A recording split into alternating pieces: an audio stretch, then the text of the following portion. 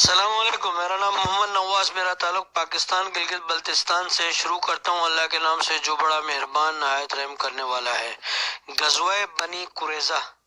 بنی قریظہ کا اپنے آپ کو رسول خدا صلی اللہ علیہ وآلہ وسلم کے حوالے کرنا، یعنی یہودیوں سے مذاکرات اور گفتگو کسی نتیجے پر نہ پہنچ سکی۔ پیغمبر صلی اللہ علیہ وسلم نے بہت سمجھایا ان کی، لیکن ان کی کھوپڑی نے نہیں مانا۔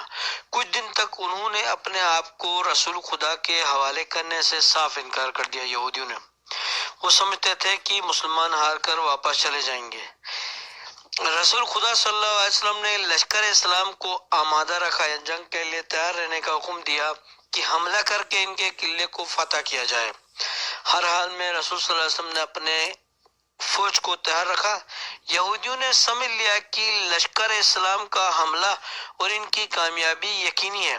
وہ ہمت ہار گئے۔ یہودی بھاگنے کا کوئی راستہ باقی نہیں ہے۔ مجبوراً قلعے کے دروازے کو کھول دیا اور بلا قید و شرط خود کو لشکر اسلام کے حوالے کر دیا۔ حضرت علی علیہ السلام اپنے لشکر کے ہمراہ قلعے میں داخل ہوئے اور ان سے مکمل طور پر ہتھیار رکھوا لیے، یعنی ہتھیار کھلوا لیے، ان سے قبضے میں لے لیا۔ پھر رسول خدا صلی اللہ علیہ وسلم نے مردوں کو قید خانے میں منتقل کرنے کا حکم صادر فرمایا۔ ان کی حفاظت کی ذمہ داری محمد بن مسلمات کے سپرد کی، اور عورتوں اور بچوں کو رسول خدا صلی اللہ علیہ وسلم کے حکم کے مطابق دوسری جگہ نگرانی میں رکھا گیا۔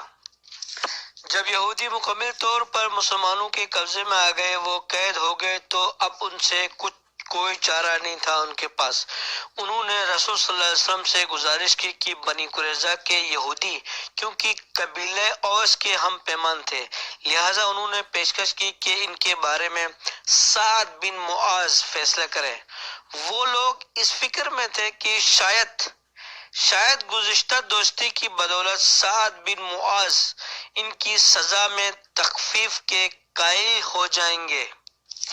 رسول خدا صلی اللہ علیہ وآلہ وسلم نے ان لوگوں سے بھی فرمایا کہ کیا تم اس بات کے لیے تیار ہو کہ تمہارے بزرگ سعد بن معاذ ان کے بارے میں فیصلہ کر دیں؟ خواتین، بچے اور مرد جو قید ہو گئے تھے، مسلمانوں کے قبضے میں آ گئے تھے، سب نے کہا کہ ہاں اے اللہ کے رسول، ہم بھی ان کے فیصلے کے سامنے سر جھکا دیں گے۔ رسول خدا صلی اللہ علیہ وسلم نے سعد بن معاذ کو بلانے کے لیے آدمی بھیجا۔ اس وقت آپ کی رگ کٹ جانے کی وجہ سے زخمی حالت میں بستر پر فدا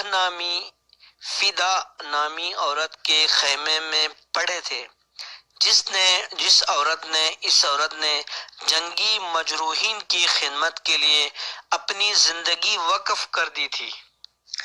جب سعد لشکرگاہ میں پہنچے تو حضرت صلی اللہ علیہ وآلہ وسلم نے فرمایا کہ تم اپنے بزرگ کے احترام میں کھڑے ہو جاؤ۔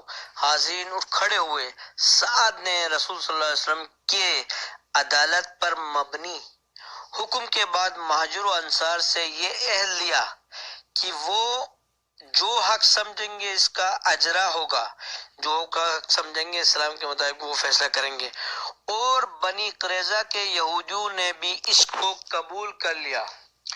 وہ لوگ اس فکر میں تھے کہ شاید گزشتہ دوستی کی بدولت سعد بن معاذ ان کی سزا میں تخفیف کے قائل ہو جائیں گے، جبکہ اوس کے جوانوں نے سعد سے درخواست کی کہ اپنے ہم پیمان کے ساتھ اچھا سلوک کرنا۔ انہوں نے جواب میں فرمایا کہ سعد کے لیے وہ زمانہ آن پہنچا ہے کہ جس میں کسی ملامت کرنے والے کی ملامت سے سعد ڈرنے والا نہیں ہے۔ اس کے بعد سعد ابن معاذ نے بآواز بلند اعلان کیا کہ یہودیوں کے مرد قتل کر دیے جائیں، عورتیں اور بچے اسیر بنا لیے جائیں، اور ان کے اموال کو ضبط کر لیا جائے۔ رسول خدا صلی اللہ علیہ وآلہ وسلم نے فرمایا کہ سعد ابن معاذ نے قانون الہی کے مطابق فیصلہ کیا ہے۔ سعد کے فیصلے کی دلیل نمبر 1، یہودیوں کی دینی کتاب توریت کا فیصلہ جو بلا شک و شبہ یہودیوں کو قبول ہوگا کیونکہ توریت میں آیا ہے کہ جب تم جنگ کے ارادے سے کسی شہر کا قصد کرو تو پہلے ان کو صلاح کی دعوت دو، اگر وہ جنگ کو ترجیح دیں تو اگر وہ بات نہیں سمجھتے ہوئے جنگ کو ترجیح دیں تو شہر کا محاصرہ کرو، اور جب شہر پر تسلط ہو جائے تو تمام مردوں کو تحقیق کر دو اور عورتوں، بچوں، جانوروں اور جو کچھ بھی شہر میں ہو اس کو مال غنیمت سمجھ کر اٹھا لو۔ نمبر 2 میں توریت میں فرمایا گیا ہے کہ مدینہ میں وارد ہونے کے بعد پیغمبر اکرم صلی اللہ علیہ وآلہ وسلم کا یہودیوں سے معاہدہ طے پاتا ہے کہ جس معاہدے پر فریقین کے دستخط بھی ہوئے تھے، اس کی ایک دفعہ یہ بھی تھی کہ جب یہودی حضور اکرم صلی اللہ علیہ وآلہ وسلم اور ان کے ساتھیوں کے خلاف کوئی بھی قدم جب کبھی بھی اٹھائیں گے یا اسلحہ یا سواری کوئی بھی چیز ان کے دشمنوں کو دیں تو پیغمبر اکرم صلی اللہ علیہ وسلم کو یہ حق ہوگا کہ ان کا خون بہانے، ان کے اموال کو ضبط کرنے اور ان کی عورتوں اور بچوں کو اسیر کرنے کا پورا اختیار حاصل ہوگا۔ اور توریت میں تیسرا پوائنٹ یہ بیان کیا گیا ہے کہ سعد اور سارے دور اندیش مسلمان اس بات کو اچھی طرح جانتے تھے کہ اگر وہ لوگ اس مہلک سے جان بچا کر نکل گئے، یعنی یہودی جو پکڑے گئے تھے قیدی نکل جاتے ہیں، تو بنی قینوقہ کے یہودیوں کی طرح جنہوں نے اپنی تحریک پر عہد کی جنگ چھیڑ دی تھی، حضور صلی اللہ علیہ وسلم نے اپنے ساتھیوں کے کہنے پہ ان کو چھوڑ دیا، آزاد کر دیا، وہ واپس جا کے نافرمانی کرنے لگے اور قریبی قبائل کو جمع کر کے جنگ عہد چھیڑ دی اور بہت سے لوگوں کو شہید بھی کیا، شہید کرنے کا سبب بنے۔ بنی نذیر کا بھی یہی حال تھا کہ بنی نذیر کی طرح جنہوں نے جنگ احزاب کا فتنہ کھڑا کر دیا تھا ان کو بھی حضور صلی اللہ علیہ وسلم نے آزاد کر دیا تھا، اور قریب تھا کہ اسلام کی بنیاد کو اکھاڑ دیں۔ یہ لوگ بھی اسلام کے خلاف عظیم اتحادی لشکر بنا لیں گے اگر حضور صلی اللہ علیہ وسلم ان قیدیوں کو چھوڑ دیں گے تو، اور ان خطرناک عناصر کا زندہ رہنا اسلامی تحریک کے لیے مفید بالکل نہیں ہے۔ اسی لیے حضور صلی اللہ علیہ وسلم نے توریت پہ جو تحریر کیا گیا تھا اس کے مطابق حضور صلی اللہ علیہ وسلم نے ان سے ایگریمنٹ کیا تھا، اس کے لیے ان کو کبھی نہیں چھوڑا۔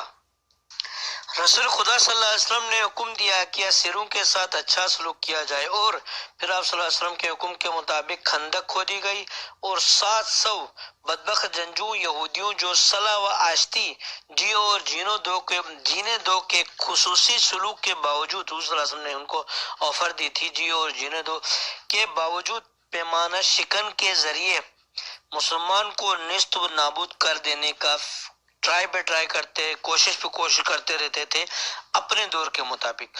تبھی ان کو حضرت علی علیہ السلام اور زبیر کی تلوار نے فنا کے گھاٹ اتار دیا۔